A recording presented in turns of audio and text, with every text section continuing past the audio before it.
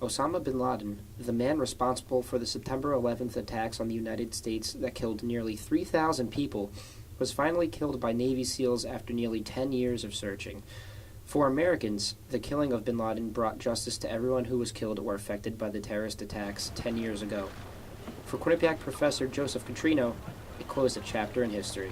I was just surprised, and for me, my initial reaction was I kind of felt a little closure, because it was for me when September 11th happened. I just graduated college, and I literally was just about to start my first job when the whole thing happened, and that was kind of the mission out of it all, was we're going to go find this guy. The news of bin Laden's death, which sent Twitter into a frenzy with nearly 5,000 tweets per second, also led to many people across the country gathering in large areas to celebrate, rejoice, and even party. Now, while there are some people who thought celebrating wasn't the right thing to do, Catrino sees nothing wrong with it. I don't think it's irresponsible. I think maybe got out of hand a little bit, but I think it's a good day to rejoice because a lot of people were affected directly. I mean, 3,000 plus people died. So people had a direct effect. But if I was directly affected, which I was not, I probably would have reacted the same way. The citizens of the United States are happy with bin Laden's death, but it isn't like that in every country.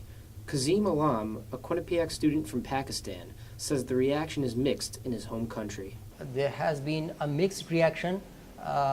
People who are in my friend circle, obviously, they are happy about the killing of Osama bin Laden, but a lot more people, they are now sad that Osama bin Laden has passed away. In fact, in the city of Quetta, in Pakistani city of Quetta, there was a gathering, and the people gathered there and they mourned the death of Osama bin Laden. The September 11th attacks were a tragedy, but as people in this country came to realize that day, there were people in the world who were not sympathetic to Americans. Alam sheds light on that perspective.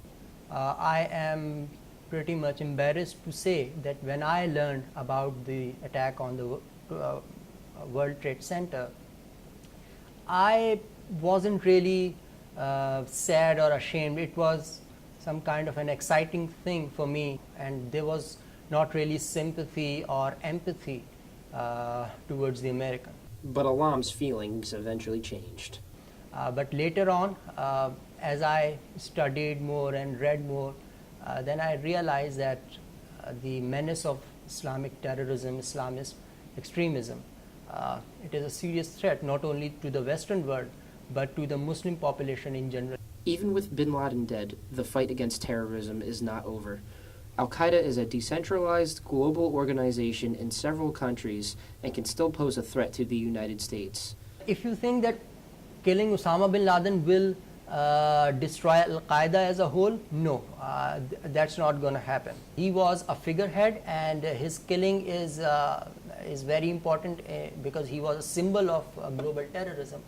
But I don't think it's going to affect the everyday working of the global terrorist network. I don't think we can lower our awareness of what potentially can happen, because I mean that's what happened, in September 11th, was we were completely unaware of something happening like this.